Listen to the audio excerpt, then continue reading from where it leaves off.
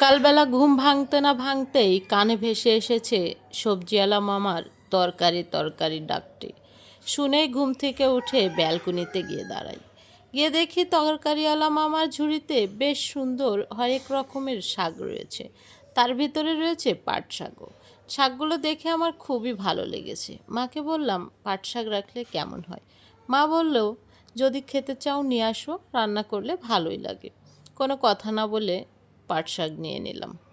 আসসালামু আলাইকুম, কেমন আছেন? চলে এসেছি নতুন আরও একটি লং ভিডিও নিয়ে। আর এই ভিডিওটা আজ সকাল থেকেই শুরু করেছিলাম। এখন চলে যাই ডিম পোস্ট করার জন্য। সকালে নাস্তা করে নিতে হবে একটা রুটি আর ডিম পোস্ট দিয়ে।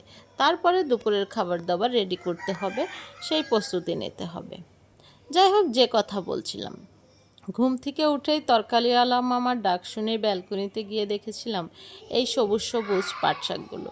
সে এক আঁটি পাট শাক নিয়ে এসে মায়ের হাতে দিলেই মা খুব সুন্দর করে কুটে দিয়েছিল। মায়ের দিক থেকে শাক করতে করতে আমি সকালের নাস্তা রেডি করে নিয়েছিলাম।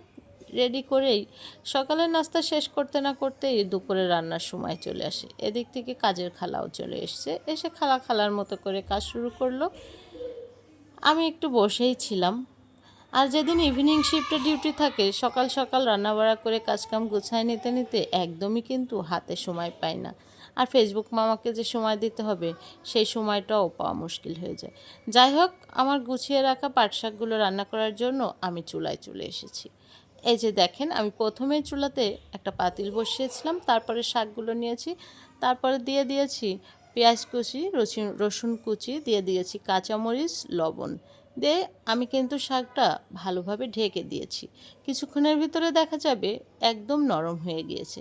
পাট শাক কিন্তু খেতে অনেক ভালো লাগে। আমি প্রথম আগে খেতে পারতাম না, কিন্তু আমার মা এত সুন্দর করে রান্না করে দেয় যে না খেয়ে পারলামই না। আর এখন খেতে খেতে ভালোই লাগে।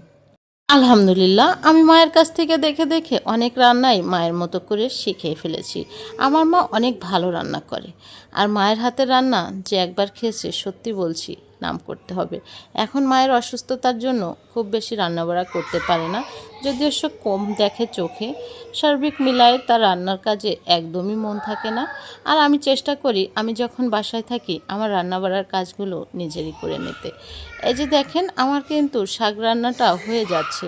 একটু বেশি করে পেঁয়াজ রসুন দিয়ে যদি শাক রান্না করা যায়, খেতে কিন্তু অনেক মজা লাগে। আর দুপুরবেলা একটা লেবু, সাথে কিছু শাক নিয়ে এক প্লেট ভাত চোখ বন্ধ করেই খেয়ে ফেলা যায়।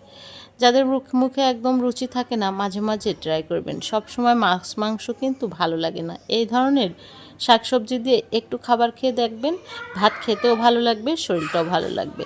এই পর্যায়ে আমি শাকগুলো তেলের পরে দিয়ে দিব। তেলের পরে দিয়ে একটু নাড়াচাড়া করলেই কিন্তু আমার রান্না হয়ে যাবে। আজকে ছিল আমার এই লং ভিডিওটা এই পর্যন্তই। কার কেমন লাগলো অবশ্যই জানাবেন। আর যদি আমার ভিডিওতে কোনো রকম ভুল ত্রুটি থাকে, ক্ষমা করে দিবেন। আর ভুলগুলো শুধরায় নেওয়ার জন্য সুন্দর সুন্দর কমেন্ট করে জানিয়ে দেবেন। সবাই ভালো থাকবেন। আল্লাহ হাফেজ, টাটা।